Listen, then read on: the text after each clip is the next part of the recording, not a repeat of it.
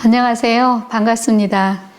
오늘은 11월 3일 날마다 주께로 큐티집 26페이지입니다. 성경 본문은 고린도전서 14장 20절로 40절의 말씀인데요. 이 말씀을 가지고 지혜와 질서로 세워가는 신앙 공동체라는 제목으로 큐티 가이드를 시작하겠습니다. 사랑하는 성도 여러분, 과유불급이란 말을 들어보셨죠? 사전적 의미로는 정도가 지나친 것은 미치지 못하는 것과 같다라는 말입니다. 모든 것이 과하고 넘칠 때 사용하는 말이지요. 이 말 뜻은 모든 일은 적당한 것이 가장 좋은 것이다라는 말입니다. 요즘 우리가 다루고 있는 고린도전서 하면 떠오르는 것이 과유불급이라는 단어입니다. 모든 일은 열심히 하고 적극적으로 해야 합니다. 그러나 바르게 하는 것은 더 중요하지요. 그런데 고린도 교회 성도들이 신앙생활을 너무 열심히 하다 보니까 교회 공동체 안에 여러 가지 문제가 파생되었고 그 여러 가지 문제와 갈등들을 바울은 하나씩 풀어가는데 오늘 본문 속에는 방언과 예언에 대해서 다루고 있습니다. 성도 개인적으로 하는 기도라기보다는 교회 안에 공동체 예배 속에서 드려지는 방언 기도와 예언이라고 보면 좋을 것 같고요. 알기 쉽게 방언과 예언에 대해서 비교하고 대조하면서 말씀을 하고 있는 것을 볼 수 있습니다. 먼저 방언에 대해서 살펴보겠습니다. 첫 번째로 방언의 효력을 나타내는 대상은 누구일까요? 22절 상반절을 보겠습니다. 그러므로 방언은 믿는 자들을 위하지 아니하고 믿지 아니하는 자들을 위하는 표적이나, 이 말씀을 통해서 알 수 있듯이 방언은 믿지 아니하는 자들에게 하나님이 살아계시고 하나님이 이런 선물도 주시는구나 하는 것을 알게 하려고 주시는 표징이라고 말씀을 하고 있습니다. 그렇다면 방언을 어떻게 사용해야 될까요? 23절을 보겠습니다. 그러므로 온 교회가 함께 모여 다 방언으로 말하면 알지 못하는 자들이나 믿지 아니하는 자들이 들어와서 너희를 미쳤다 하지 않겠느냐, 이렇게 말씀합니다. 하나님이 주신 선물이라 하여서 그 방언을 적절하고 지혜롭게 사용하지 못하고 교회 안에서 무분별하게 사용을 하다 보면 오히려 하나님이 살아계신 것을 드러내기보다는 저들이 미쳤구나, 이런 소리를 들을 수 있다는 것입니다. 즉 불신자들에게 이상한 사람 취급을 받을 수 있다는 말입니다. 한번 생각을 해보십시오. 어떤 사람이 교회에 처음 왔는데 교회 안에 모든 성도들이 알아듣지 못하는 방언으로 다 같이 샬라샬라 정신없게 기도를 하는 것을 본다면 그들이 뭐라 할까요? 이상한 집단으로 보겠지요. 그렇다고 방언을 금해야 할까요? 아닙니다. 27절을 보면 만일 누가 방언으로 말하거든 두 사람이나 많아야 세 사람이 차례를 따라 하고, 차례를 따라서 방언을 하라고 말씀을 합니다. 또 한 사람은 통역할 것이요, 이렇게 말씀합니다. 28절을 보면 만일 통역하는 자가 없으면 교회에서는 잠잠하고 자기와 하나님께 말할 것이요, 이렇게 말씀을 합니다. 즉 질서 있게 사용을 하라는 것이지요.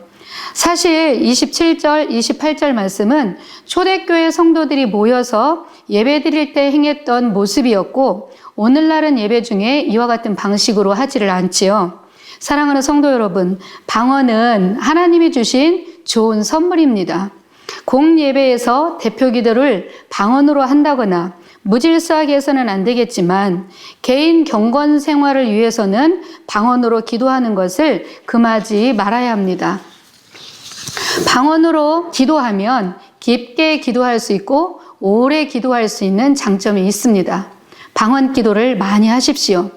고린도전서 14장 18절에도 보면 바울이 내가 너희 모든 사람보다 방언을 더 말함으로 하나님께 감사한다고 말씀합니다. 더 나아가 39절 하반절에 보면 방언 말하기를 금하지 말라, 이렇게 말씀을 하셨습니다. 다만 적절하고 지혜롭게 사용할 것을 당부하고 있는 것이지요. 이번에는 예언에 대해서 살펴보겠습니다. 첫 번째, 예언의 효력을 나타내는 대상은 누구일까요? 22절 하반절을 보겠습니다. 예언은 믿지 아니하는 자들을 위하지 않고 믿는 자들을 위함이니라. 예언은 이미 믿는 자들을 위해서 주신 표적이다. 이렇게 말씀을 하고 있습니다. 두 번째로 예언은 믿음을 가진 자에게 어떤 유익이 있을까요? 24절을 봅니다. 그러나 다 예언을 하면 믿지 아니하는 자들이나 알지 못하는 자들이 들어와서 모든 사람에게 책망을 들으며 모든 사람에게 판단을 받고 25절 그 마음에 숨은 일들이 드러나게 되므로 엎드려 하나님께 경배하며 하나님이 참으로 너희 가운데 계신다 전파하리라. 아멘. 이 말씀은 교회 안의 성도들이 다 같이 예언을 하게 되면 믿지 아니하는 자들이나 믿음에 대해서 잘 알지 못하는 자들이 교회에 왔다가 자신들을 책망하는 말을 듣고 양심의 찔림을 받아서 회개를 하며 또 하나님께 엎드려 경배하게 된다는 것이죠. 그리고 그들이 속으로 말하기를 너희 가운데 정말 하나님이 계시구나 라는 것을 안다는 거예요. 이런 경험들은 많이 해보셨을 것입니다. 가령 전날 밤에 어떤 주제에 대해서 심각하게 대화를 하고 결정이 내려지지 않은 상태에서 교회를 왔는데 강단에서 목사님께서 그와 똑같은 주제를 가지고 자세하게 설교 중에 풀어주신다든지 또는 남편과 다투고 편치 않는 마음으로 교회에 왔는데 해가 지기 전에 화해하라든지 아니면 예물을 제단에 두고 먼저 가서 형제와 화해하고 예물을 드리라든지 이런 경험들을 통해서 그 시간에 성령께서 말씀을 통해 우리를 지적하시고 깨닫게 하시는 경험들을 많이 해보셨을 것입니다. 세 번째로 예언하는 자들은 어떤 자세로 해야 할까요? 29절을 봅니다. 두세 사람이 하되 다른 이들은 분별하라 이렇게 말씀합니다. 또 30절에는 다른 이에게 계시가 있거든 먼저 하던 자는 잠잠하라 이렇게 말씀합니다. 31절을 보면 하나씩 예언할 것이요. 32절 예언하는 자들은 예언하는 자에게 제재를 받는다라고 말씀을 합니다. 2014년도에 영국에 갔을 때 영국 교회에서 그 영국 현지인들과 함께 예배를 드리고 기도회를 했던 적이 있습니다. 그때에 이와 같은 방식으로 예언하고 기도하는 것을 보았습니다. 성도들이 다 같이 기도하다가 한 사람이 하나님께 말씀을 받아서 예언하고 같이 기도하다가 또 한 사람이 예언을 받아서 그 대중들에게 예언하고 이런 식으로 하는 것을 보았는데 오늘날 우리 교회 안에서는 이와 같은 방식으로 예배드리지 않지요. 궁극적으로 오늘날의 예언은 하나님의 말씀을 가지고 가르치고 권면하고 위로를 전하기 위하여 예언하는 것입니다. 사람의 길흉 화복을 예단하는 게 예언이 아니지요.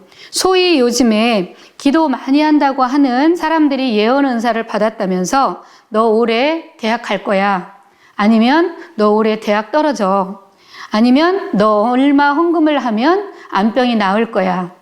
아니면 중병에 걸려서 병원에 누워있는 성도를 찾아와 하나님이 회개하란다면서 정죄한다든지 그것은 예언이 아닙니다. 우리 하나님은 인격적인 분이시죠. 또 하나님은 우리의 미래를 모르게 해놓으셨습니다. 다만 알 수 없는 인생길을 가면서 주님을 의지하고 주님을 따라가는 믿음을 요구하셨습니다.